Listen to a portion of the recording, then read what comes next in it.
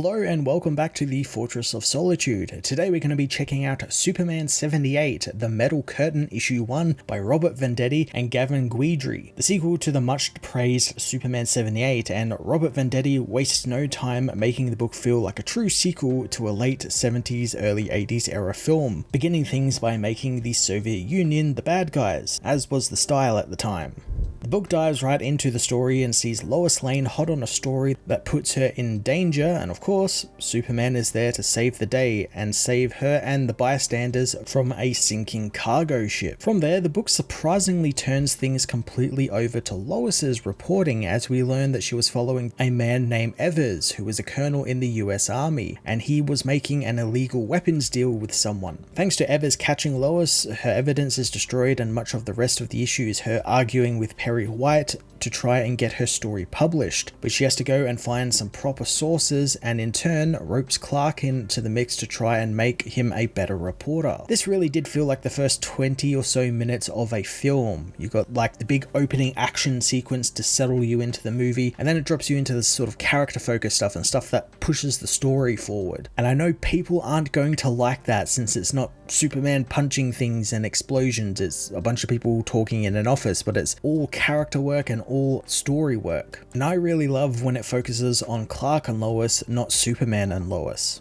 Venditti's dialogue, like the first book, is snappy and sounds exactly like what these versions of the characters would say, especially Perry White, who gets a lot in this issue. I can just hear Jackie Cooper saying the lines in the movie while walking back and forth through that glass door he had in his office. This focus on Lois's reporting is great, as it seems Venditti is going to split the time between the Superman stuff and the Lois stuff, giving her a little bit more agency than what she had in those early films. It also makes a little bit more sense when you figure out that the bad guy is going to be Metallo, who we find out is in the last couple of pages of this issue. And it's important to know that Lois and Metallo, or at least the Metallo we know as John Corbin, had a relationship in the past, and they knew each other through Sam Lane, and they had a sort of romantic fling or sort of on and off again relationship. And I kind of find it interesting that Venditti is seemingly putting Lois in a position where her reporting is going to put her in direct contact with this new Metallo, and maybe even form some sort of working relationship with her, or at least a rapport between the two characters. So I think that's an interesting inverse in what we usually get with her and Metallo, and I'm intrigued to see what he's going to do with the characters there. As I said at the top of this review, the Soviets are obviously the villains of this book, and they of course make their own Metallo, and Metallo in this universe is going to be a Soviet super soldier. We find out that there was a little bit of a plot twist with Colonel Evers in that there was never really a Colonel Evers, and it was actually Comrade Morozov, a Soviet leader, and he and his captain Nikolai are going to be making their own Metallo to combat Superman and take over America.